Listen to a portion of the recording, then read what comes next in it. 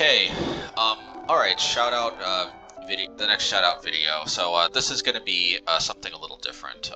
Normally I talk about, gameplay related, topics, strategy, in these types of videos, and normally, of course, I do gameplay videos. That's been kind of my bread and butter since I started my channel, but this time I'm actually gonna be talking about something a little more, meta, if you will, or maybe meta, something like kind of above the meta, which is like, what do I like about Magic at all? Why play Magic? You know, there's like literally countless different games that we could all be playing. You know, I assume most people who are watching, you know, have played or are playing actively Magic the Gathering. You know, why are we choosing to play this game as opposed to others? And of course, you know, we can come up with a lot of different reasons. But for me, at least, when I thought about it, you know, of course, this is subject to revision. But when I thought about it, I think these are my top 5 reasons, and the shout-out's going to come at the end. Also, let me know how the microphone is. I got a new microphone. Yeah, and of course, I think also with some music playing in the background, I think everything should be good as far as audio, hopefully. But yeah, so let's get into this. I'm going to be having this in different segments. So let me also know if that improves the viewing experience as well. All right. All right, so reason number 1 why I play Magic the Gathering, why I think this is one of the, if not the best, at least competitive game out there right now. Certainly one that I have felt most comfortable investing a lot of my free time in. And the first reason is that Magic creates a very immersive experience. It has an incredibly immersive aesthetic. You know, and of course the aesthetics is just one element, but it creates a very immersive experience. And it does this in not just one way, but many. You know, the gameplay is very immersive. The fact that you have total control over your deck building, so you know, no 2 decks are basically going to be identical unless somebody is copying card for card somebody else. The fact that you have these 5 different colors in the game, and each has a different identity. You know, which I think I'll go into more later on. But yeah, I mean, and also just the overall, you know, art direction. I mean, the art on the cards, and and also the lore behind Magic. It's a very immersive experience when all these things especially combine together and make you really feel like you're a part of something so much bigger. You know, and also especially when like there's a community of people like trying to be like the best Magic wielder or whatever you will call it. But yeah, I just feel like you're a part of something much bigger than yourself, which you are, of course. And of course, there's many different ways one can be a part of something bigger than yourself. And of course, there's nobler things. You know, but obviously not all hobbies are all necessarily exercises in the most noble humanitarian goals and so forth. But certainly Magic, as far as a hobby goes, has a lot of great things going for it. And definitely number 5 is it has a very immersive experience, creates a very immersive experience. And in that regard, I will also briefly note that I think that it was very... I actually liked the way Magic used to have the lore. Used to have more of a long format kind of storytelling with the lore. I actually started around the time of the invasion set, and then Odyssey it switched to right after that. And while I kind of came at the tail end of that whole Weatherlight saga, you know, Apocalypse, the last of the 3 sets, Invasion, Prophecy, what's it called? Invasion, I think, Prophecy, Apocalypse. You know, that just the fact that you would see like Gerard on the cards, you'd wonder, who is this Gerard guy? You'd see Urza, you know, who is this Urza guy? You know, cards were named like Urza's Rage, or like Phyrexian Arena, and like, yeah, I don't know. I know Magic has kind of moved a bit away from that longer form kind of storytelling, but I did start getting into that whole Weatherlight story, and you know, I mean, it's not like, it's obviously not like the best book ever as far as if you made it into like an entire book, but it is actually I think surprisingly well done. And in any case, yeah, Magic has an incredibly immersive aesthetic and provides a very immersive experience. and I think that's what I think we can all agree that the game is better off for it. And if the game had a more dull lore and or more dull art and didn't engage as much, we all wouldn't enjoy it as much. All right. So reason number 4, Magic allows incredible diversity. It's a very, very diverse game. You know, and of course, I'm not just talking about the types of people who play Magic, which, you know, of course, there is diversity there. You know, perhaps there could be more diversity, but, you know, I'm actually talking about the elements of the game itself. And, you know, I mean, the first thing that comes to mind is the fact that, like I said as to number 5, you have complete control over what cards you put in your deck and what types of decks you play. It's really like every game. It's really like if you were able to customize your own fighter in like a competitive fighting game, and it actually be fair, be balanced. That actually could be a really cool idea for a new fighting game. I mean, fighting games have like a customized character option sometimes, but my understanding is those are almost always banned in tournament play because they can very easily become unbalanced. But if like the whole idea of the game is basically just you know, customizing fighters, like there are no kind of preset fighters, and if it's tweaked right, where like the game actually can have balance. And maybe it would have more balance if, like, basically the because I think one of the main concerns, and maybe I'm talking on my depth here, but I would imagine one of the main concerns with customizable fighters in a fighting game is that they can easily invalidate all the preset fighters. But if a game was designed entirely around the concept of having customizable fighters, there wouldn't be any preset fighters to invalidate. And well, that actually sounds like a very interesting concept. But that's kind of what Magic the Gathering is as far as diversity in the types of you know, decks you play, which is kind of like a character you would use in like a fighting game. If you've ever really felt attached to a particular fighter in a fighting game, like Street Fighter 2, like to like Ryu or to Zangief or something. And by the way, I always liked Zangief, but I know he was kind of not so good in Street Fighter 2. But you know, but anyway, yeah, there's something about the ability to really you can really identify with something that you create to a much better extent even than a preset fighter. I mean, having a lot of preset fighters does also enable you to it increases the chances that you'll identify with one of them. But you know what works even better is that you actually being able to create the type of, you know, deck or fighter or something. And you know, basically Magic, the fact that you duel with these decks that are composed of 60 cards and you get to choose which one are in there, you get a completely customizable experience. And you just end up with so many different types of decks. It'd be, you know, I mean, if there's a reason, you know, like I said in my last video, there's a reason why Street Fighter 2 was I think I said it in the last one, but I mean in the last segment. But yeah, there's a reason why Street Fighter 2 is one of the most I mean why it kickstarted the whole fighting game genre. And definitely the you know, the selection in what you're doing battle with, and especially being able to customize it to an almost limitless degree, is I would say one of the top things that Magic has going for it as far as diversity goes. But it's also the gameplay. I mean, when you think about it, since you have to play with an assortment of 60 cards that you have to shuffle after you put them in the deck, not only does the deck building itself lead to almost limitless possibilities, but the gameplay itself. Well, there's like an almost limitless permutation of different game states that are going to develop from, you know, 60 cards that are randomized each game. You could actually play the same decks against each other, you know, probably 100 times and have a different experience every time. And that is well, that's really something quite unique. Sure, like, you know, no two matches in any type of game, fighting game or otherwise, are going to go exactly the same way. But I'll tell you, like in a Ryu match in Street Fighter 2, you're going to hear a lot of Hadouken, you know.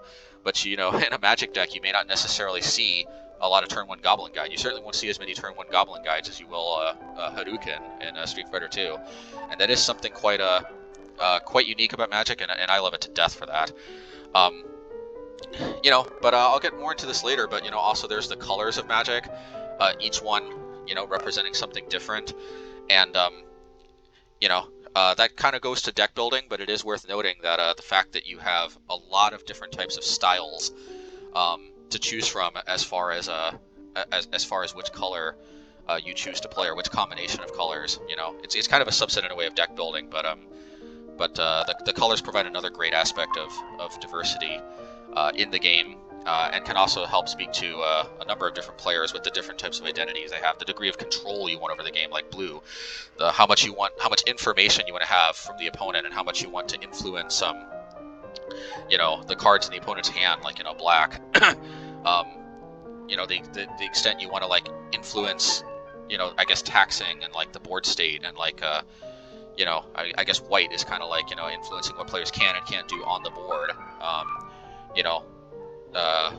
Just I guess green primarily like big creatures, but also mana, and red of course, if you love speed, if you love like just winning fast. But anyway, and I love Magic to death for these things, and I can't think of a single game that allows for more diversity than Magic, and that's why it's my number 4 reason that I love this game to death.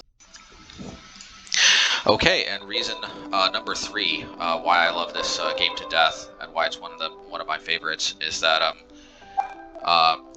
Magic allows for basically unlimited creativity, and I know that's kind of like that's kind of a similar idea to what I was talking about with the deck diversity in point 4, but it really is worth noting that not only do you have the ability to, not only does this create a ton of different possible deck configurations, so not only does it create diversity, but you have total control, like I've said, and the fact that you can try something that nobody else has ever tried before.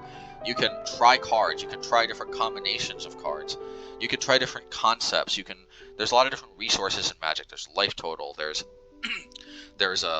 lands, there's cards in hand, there's permanents on the board, and you can choose to attack those resources in a number of different ways. You can try to multiply your resources, deprive your opponents, or some combination of the two.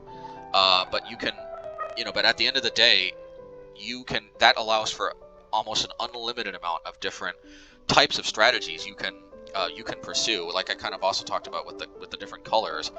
In a way, each different color kind of represents a different type of resource that they either value or try to attack, which I kind of already discussed. But yeah, so and it's also just the fact that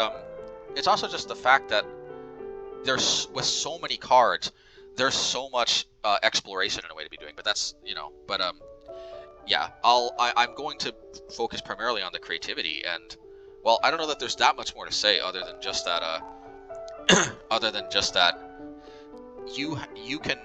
if you want to build a deck to do something unique, you have almost unlimited ability to do so with all the cards printed. And also, it's also just amazing, but the way the types of cards are printed, there's almost always at least semi-competitive type of deck that you can make from almost any type of concept you want. Like a Ponza deck, there's almost limitless opportunities in almost every color. I remember like from what's it called, MTG Goldfish. I remember like I think Seth was playing a mono green Ponza deck, if I remember correctly, once. But either way, almost every deck has the ability to interact on some level. White can use like the taxing effects in common, like Leonid Arbiter in combination with Ghost Quarter and Field of Ruin. Black, of course, has land destruction like Break the Ice or River of Tears. And not that black is probably the worst like straight up Ponza color, but it actually still has straight up land destruction, one of the few colors it does. Red, of course, is the ultimate Ponza color with the most land destruction and also moon effects. Green has some land destruction too, but also Plow Under, and it can put lands on top of the library.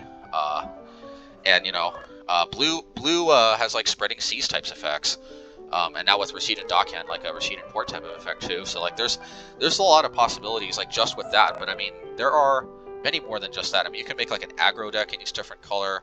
You can make like a tribal deck for lots of different tribes in each color. I could go on and on, but at the end of the day, if you have a concept that you're going for, there's almost always some combination of cards that can allow for that. And yeah, if you notice, like a lot of these points, they kind of overlap to some extent.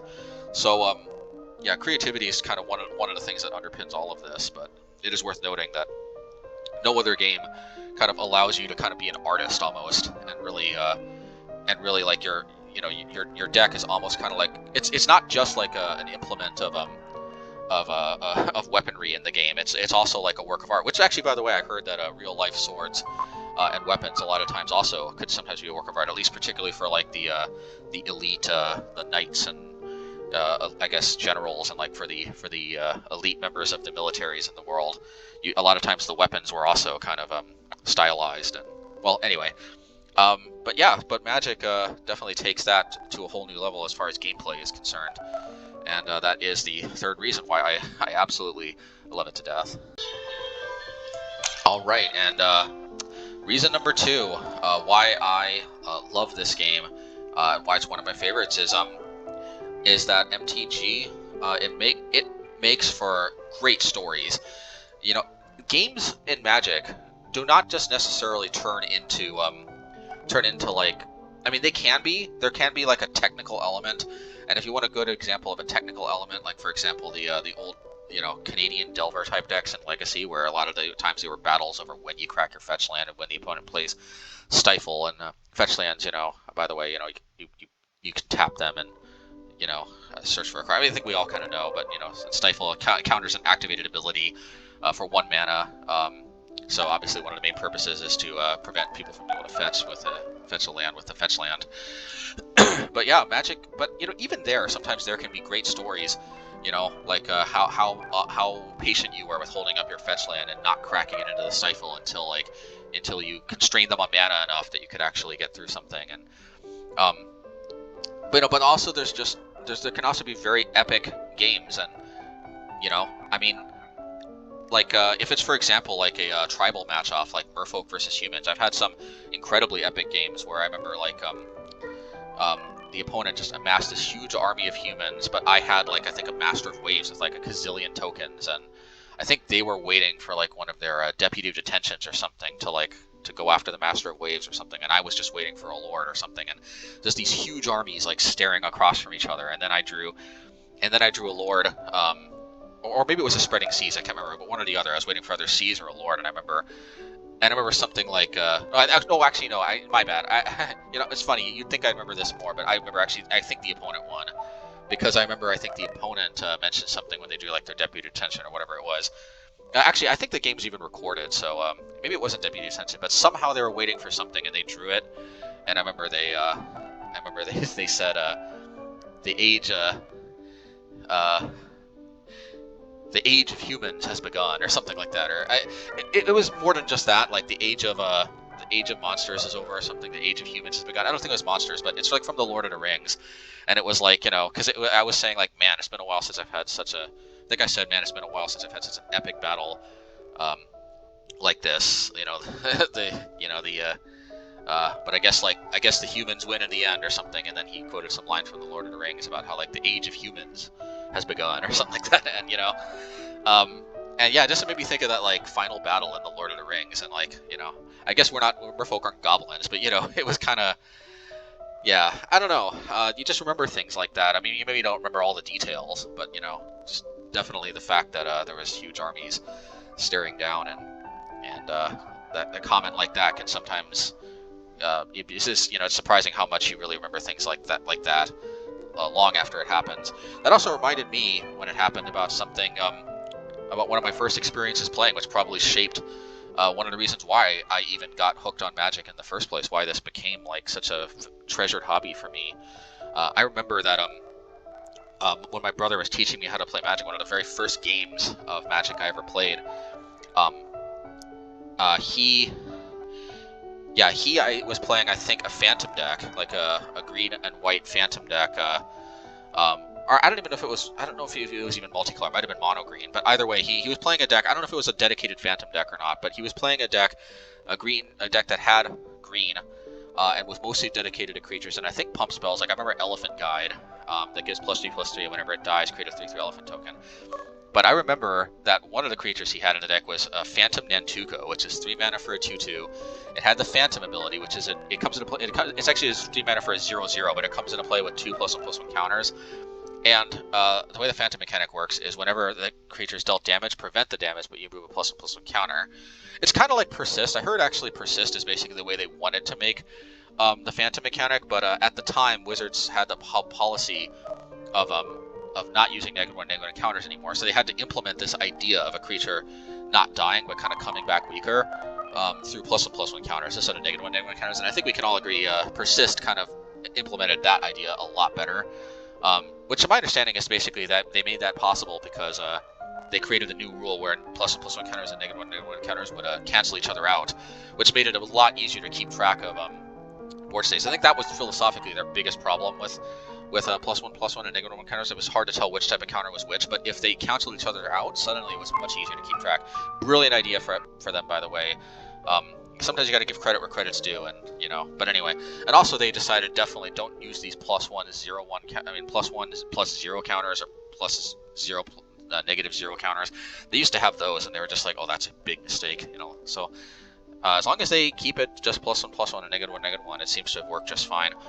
But that's kind of an aside. But Phantom Nantuko, the best part about it though is you can tap it and put a +1/+1 counter on it, which means that it can keep growing every single turn, and it's got the Phantom mechanic, what makes it hard to kill. And each turn you put a counter on it, it becomes harder for the opponent to kill it either in combat or through burn spells. Of course, regular destruction effects work just fine. But I remember my brother was playing a red deck, and of course, red of course has to just burn through the counters on the Phantoms. One of the cards he had was Keldon Warlord, which I believe is 4 mana, 2 red, 2 colorless for a star creature, or maybe it was a 1/1 with a star. I think it was a star. Basically, it has power and toughness equal to the number of creatures on the battlefield, if I remember correctly, or something very close to that.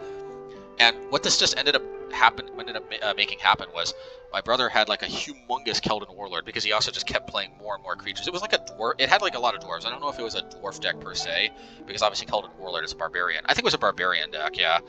But anyway, it had like a lot of these creatures, a lot of these, different barbarians and stuff. This was, by the way, very casual when I first started. This was not designed to be a competitive deck, either one.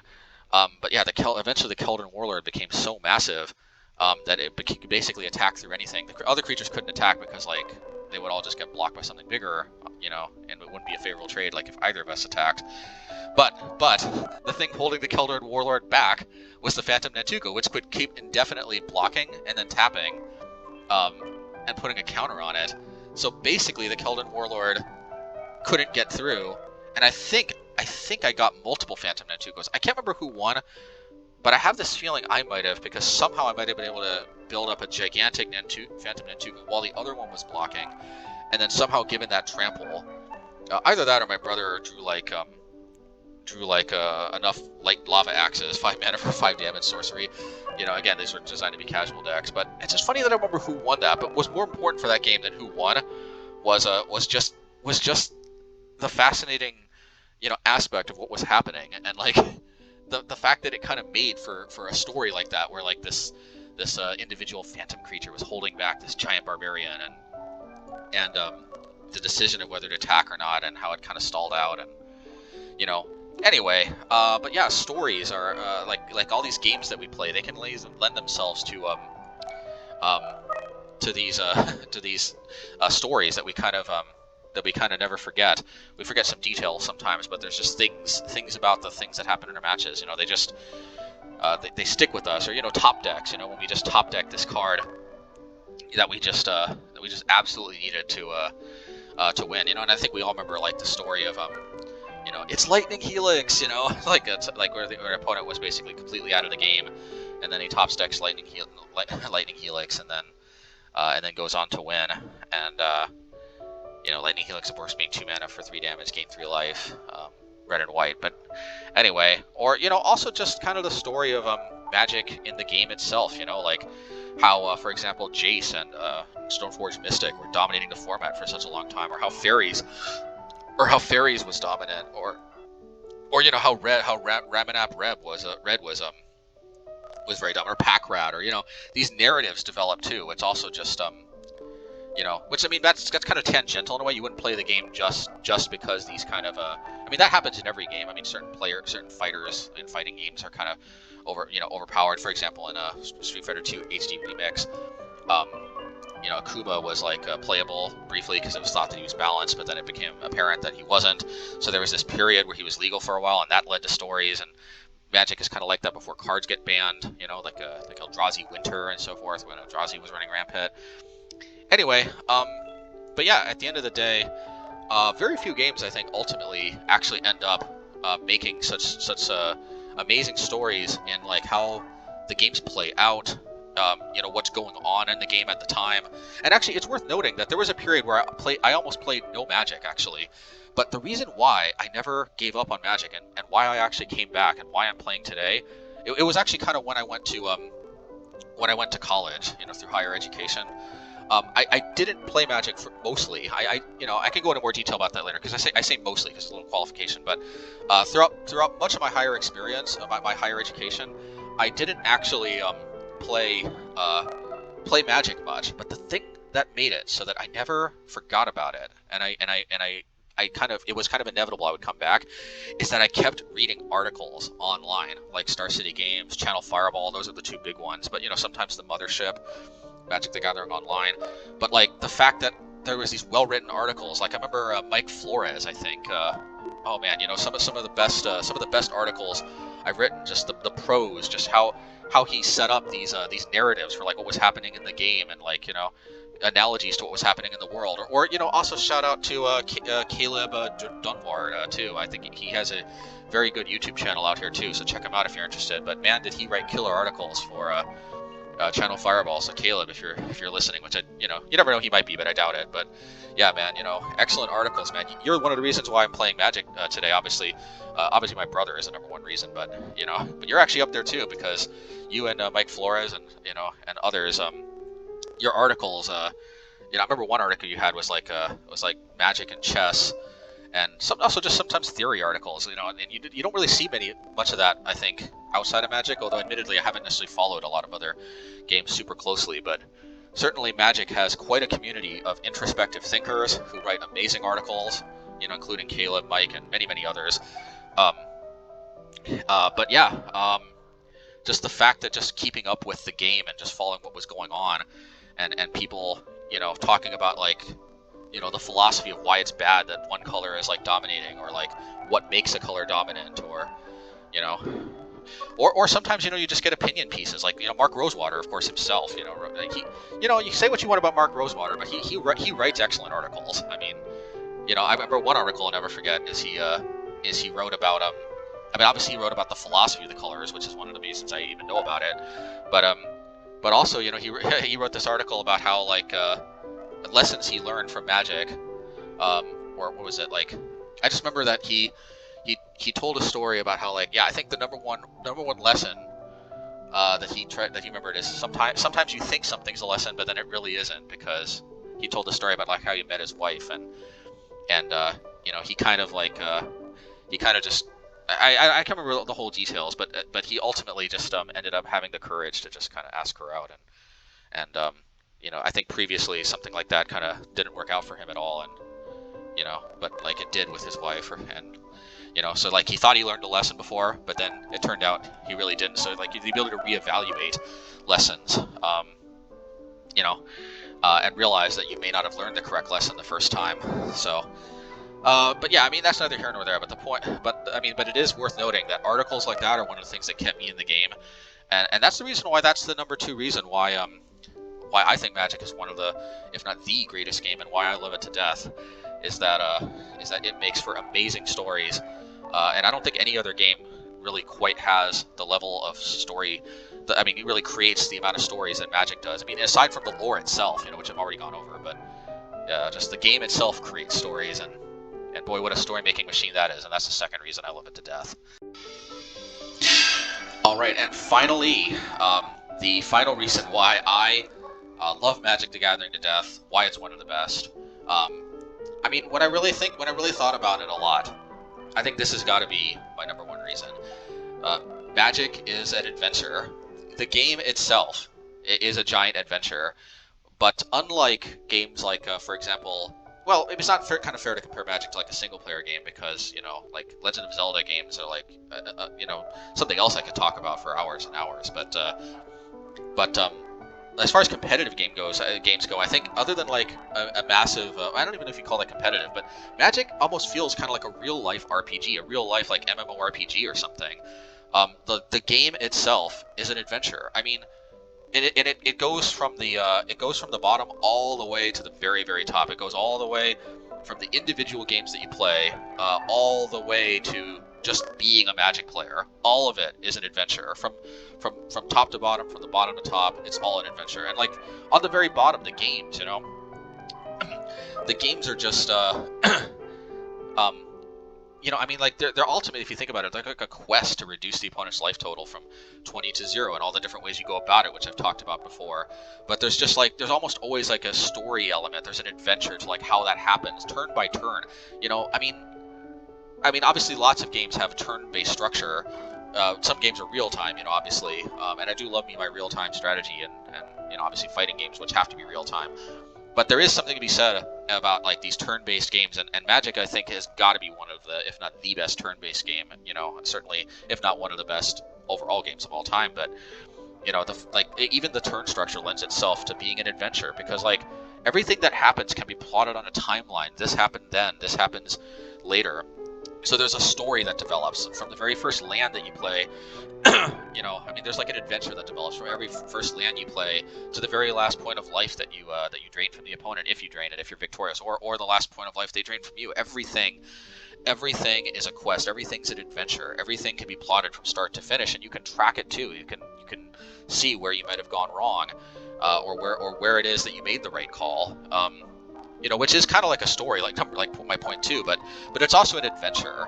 And honestly, it's the adventure element that I think really makes the gameplay itself so riveting. The fact that each game tells a story, but it's so much more than just the game. Obviously, I mean, for example, like if you're in a tournament, also like who you're matched with, which decks you play when. They create, like if you rack up losses earlier, it can be harder to advance like to the top 8, to the finals of the tournament. So like if you get the right sequence of decks, that's like an adventure, like opponent 1, opponent 2, and just like as you if things are going well, hopefully getting win after win, the anticipation that you might make top 8. And spoiler alert, I have not made top 8 at a major event IRL yet, but you never know. Maybe if I start going to IRL events again, maybe I will. Man, I was on track in the freaking Legacy Championship, believe it or not, once.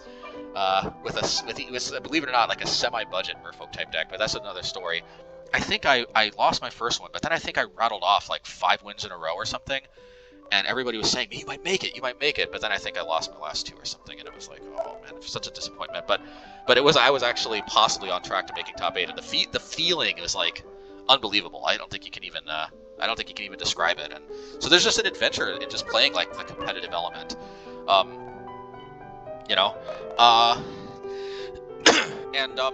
But it's more than that too, because obviously the deck building, you can't tell me that building a deck isn't an adventure. Trying to find the best cards for the deck, playing matches, realizing, oh, maybe this card's better. People telling you what cards, people giving suggestions, Like the other day I was playing Blood Sun. You might see like a crazy kind of Ponza sort of idea I have with mono red, sort of full Ponza in a way. But somebody brought up Lotus Bloom, and I'm not sure that I'm actually going to pull the trigger on that, because the more I thought about it, I have Blood Moon and Blood Sun in the deck, and while Lotus Bloom is absolutely fantastic with Blood Sun, it unfortunately is very, very opposite fantastic with Blood Moon, and because obviously Blood Moon just makes it, if you play it afterwards, you sacrifice 2 lands, and then it just makes it into 1 land, 1 mountain. But of course, if you play Blood Moon, you can just play it out and you won't sacrifice any lands. But anyway, that's neither here nor there. And by the way, the whole idea of that sort of Blood Sun and Blood Moon Ponza deck, sort of, which is not like my most competitive version, I don't think. But the idea I came up with, it, just in case anybody's curious, is that if you think about it, Blood Sun prevents the opponent from cracking fetch lands, and that actually sets him up for a Blood Moon later on. So if I play Blood Moon and Blood Sun, like ideally I want to slam a turn 2 Blood Moon, but I can't always have Blood Moon in my hand. But I was thinking, hey, wait a minute.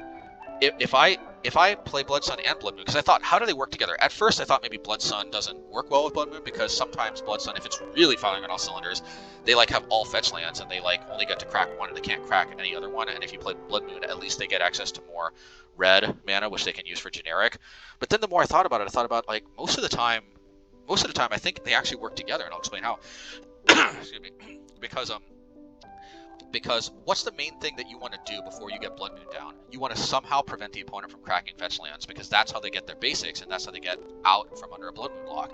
And I realized, wait a minute, actually, because I used to kind of think maybe I play Blood Sun in the main deck instead of Blood Moon, maybe I, but I thought maybe if I combine them, if I can power out a turn 2 Blood Sun, if I don't happen to have Blood Moon in my hand, if I can power out a turn 2 Blood Sun with like Strike It Rich or Ragavan, the effect that that's going to have is the opponent can't crack fetches, which means that as soon as I draw the Blood Moon, it should pretty much lock them out of the game if they haven't fetched enough basics.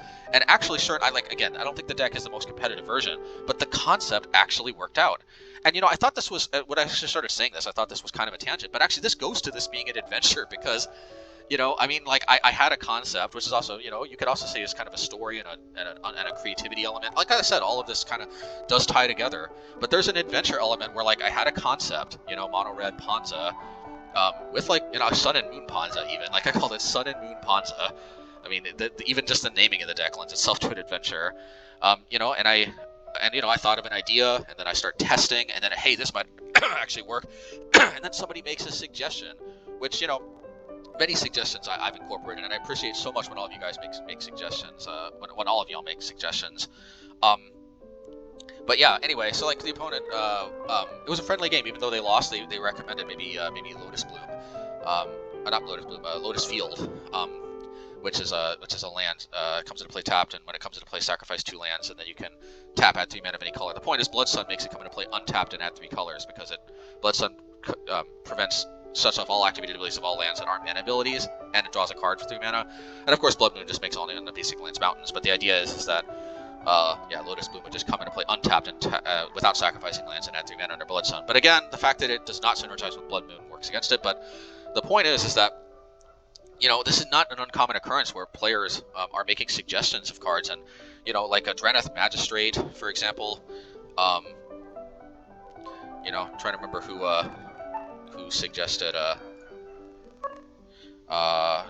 suggested that. Yeah, so Marceline. I can't remember if it was on YouTube or Twitter. I think it was YouTube. So thank you, Marceline. Dreneth Magistrate has been a complete overperformer for me in mono white.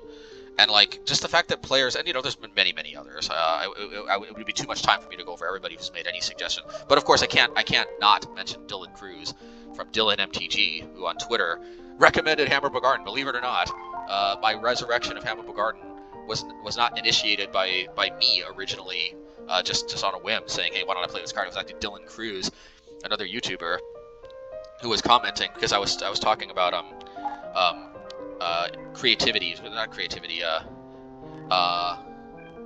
anyway, I can't remember what it was called, but a 3 mana, 3 damage, learn a lesson card, and you can get a lesson from your sideboard.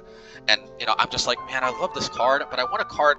I was like, man, 3 mana for 3 damage sorcery is surprisingly serviceable, but I wish there was a card that could also give me the insane value that this learn lesson card has, without me having to devote so many sideboard slots to the lessons. And then Dylan Cruz was like, Hammer Bogarden? And I'm like, oh my god. Is this time for me to try this out? At first I kind of wasn't even sure, but the more I played with it, the more I became Mr. Hammer Bogarden, because dang, man, that surprised me. And I mean, what an adventure that was, developing these different types of decks, trying a new card, and then other people kind of joining in on the adventure, and saying, hey, this is a similar type of card, but maybe it has less downside. And it's like, well, anyway, I mean, already this segment is almost 10 minutes long, but I mean, this is one of the number one reasons why I love Magic. And I also just love the way Magic allows you to prove something. You can take a card that people think is bad, and you can prove that people are wrong. Like Hammer Guard. I mean, in a way, there are no cards that are, well, okay, there definitely are, because I would be really impressed if somebody actually made Stinkweed Imp into a good card. And I don't mean just winning games. You know, like sticking Stinkweed Imp is like I think it's 5 mana, or Chimney Imp. Sorry, not Stinkweed Imp. Stinkweed Imp is an amazing card. I meant Chimney Imp, 5 mana for a 1/2. I think like when it deals combat damage to a creature, destroy that creature at end of combat or something. I can't remember, but like it's 5 mana. It's like a 5 mana 1/2 Stinkweed Imp, but it doesn't have dredge, and yeah, and it's just 5 mana for a 1/2 flying with I'm not even sure if it has that ability, but I think it has that ability. Anyway, like I don't think, and I'm not just saying sticking like one Stinkweed Imp in the sideboard and then like saying, oh yeah, I won with Stinkweed Imp. No, you won despite Stinkweed Imp, not because of it. But I mean, like there are some cards like that. But you know, taking a card like Hammer Garden, which you know, very few cards. Well, I shouldn't say very few, but a lot of cards that people think are just outright bad, they actually just haven't found the right shell. And what amazes me is like with Hammer Garden, I was able to find a shell that a card like that, which looks bad because it costs 5 mana to recur, and it gives you an effect that you otherwise could pay 1 mana for with Lightning Bolt. But here's a dirty little secret though. There's no other card that gives you 3 damage to creature or player for 1 mana in red outright without like without having to like either enable Spectacle or wait a turn from like Rift Bolt or only go face like Lava Spike. There's lots of cards that Burn can utilize but you know, like mid-range type decks, they care about the delay. They care about having to be able to enable Spectacle. Like, you know, so like in a mid-range deck, all the normal suspects that Burn usually plays, they don't necessarily come up, and there's very few actual cards that cost 1 mana and deal 3 damage. There's a ton that have 2, but in an Obosh deck, of course, 2 is off limits. So it just so happens that Hammer Garden actually ends up filling an important role in a deck that needs either 1 or 3 mana burn spells. And, you know, I don't know what else to say. Just, anyway, Magic is an adventure, man. And also this adventure I've been on with Hammer Garden, it's been quite a ride. And it's not over yet, so, you know, we shall see. But that is the #1 reason why I love Magic the Gathering. The whole game is an adventure. But like I said, there's even more than just the deck building, because it's also, you know, this kind of goes into like my second reason why Magic is my favorite game, like at least competitive game. I mean, you know, like the fact that just being a Magic player, you know, like I said, there's this bigger narrative of what's going on, like the Boogeyman decks in the format. Can you beat the Boogeyman deck? You know, like when I was beating Eldrazi with Merfolk during Eldrazi Winter, which I think most people actually agree, Merfolk was one of the only, at least semi-good matchups. Which ironically, Merfolk was also a semi-good matchup for Hogak. So it's funny how sometimes like decks that aren't considered very good actually suddenly can beat like certain tier 1 decks, which is also kind of a story element itself too when you think about it. But just there's an adventure in seeing if you can like dethrone the top decks, especially like the Boogeyman decks that people think are going to get banned. Like also Blood Moon was so good against Uro, so that was when I was trophy leader, was when Uro was all over the place. I mean, you'd think like it doesn't always work that way. The deck that's #1 doesn't always necessarily mean that only the players who are #1 are playing that deck. Sometimes if you happen to be playing a deck that just happens to be super well positioned against that deck, you can be trophy leader. And that's yeah, and just the fact that I mean, and this aside, I mean, from you know, just like going to tournaments and you know, telling these stories about like, you know, a trip to Vegas, and unfortunately, I don't think I'll be making it for Vegas, which I believe is coming up soon. But you know, I mean, I don't know what more I can really say other than just that Magic has been quite an adventure for me, the whole thing from top to bottom. I'm pretty sure most of you all would agree Magic has probably been an adventure for you all too. And you can also kind of track it throughout your life, like what were you doing at different times?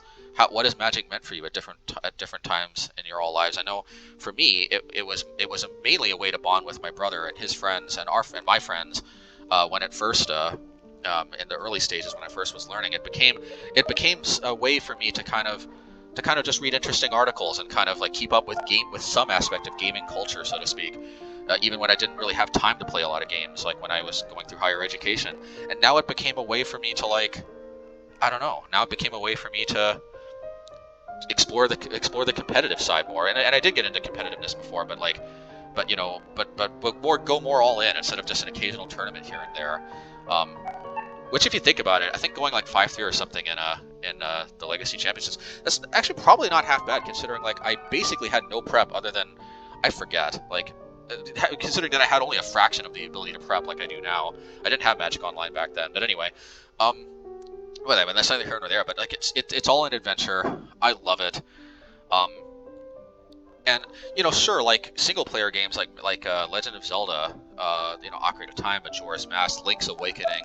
Man, if I make a non-Magic non-Magic related video, I might want to talk about Link's Awakening, man. That, and of course you can't discount Ocarina of Time, but there's also like something very unique to me about Link's Awakening. But I mean, as far as competitive games go, the fact that Magic, I think, is the only game that even comes close to having this feeling of adventure that these single-player masterpieces like the Zelda games have. I don't know if there is another competitive game, period. Tabletop or card-based or just electronic or otherwise, because MMORPGs just aren't the same type of competitive game. I mean, like a competitive type of game. Like certainly one-on-one. Magic is one of the few. It's certainly very unique, and it's one of the only competitive games, period, that really channels adventure through all of its veins, from top to bottom, from bottom to top, through almost everything. Adventure is everywhere, and well, that is the reason why it is my number one reason why I love this game. All right, and with that, we finally come to the shout out and the ending of this video. I really can't thank all of you enough for watching this video, all of you who've watched it, and especially the patrons who are helping out, because certainly there's always a lot going on, and the fact that there's always people interested in watching me play really encourages me to not only keep going, but to keep expanding even what I'm doing. Like I would not bought back into all the other colors besides just red and blue if it wasn't for you all. So special thanks to all my patrons who certainly make my expanded content possible. I really appreciate everything, all the support you were able to offer. And you are part of my story in Magic as well, and a part of this adventure that in a way now we're all on together. But yes, thank you very much, Dennis Purcell. Thanks Brian H. Thanks Mark. Thanks Chris Schaffer. Thanks Z. Cole Smith. Thanks Darth Datter. More on Z. Cole Smith in a bit. But thank you Darth Datter. Thank you Eric Bartolini. Bartolotti. Sorry about that. Thank you Brent TMTG. Thanks Michael McPherson. Thanks Corey Skinnon. Thanks Courtesy. Thanks Spencer. Thank you Greasy Choir Boy. Thank you Simon Grondin. Thank you Lucas Frank. Thank you Yuha Ladenoja. Thank you Andrew Watts. Thank you Rodrigo Tomazi. Thank you Gabriel W. Thank you Adam Boyd. Thank you Jeff Clark. Thank you Jonas Sandiger. Thank you Tyler Smith. Thank you Povilas Temasauskas. Thank you Alexis Torres. Thank you Jeremy Elder. Thank you Brett Smuckler. Thank you Michael Patton.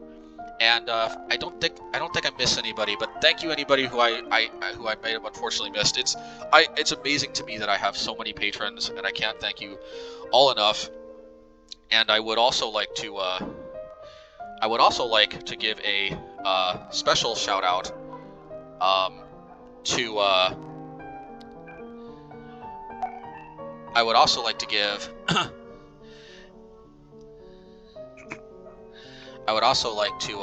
give a special shout out to Cole Smith, who I mentioned before,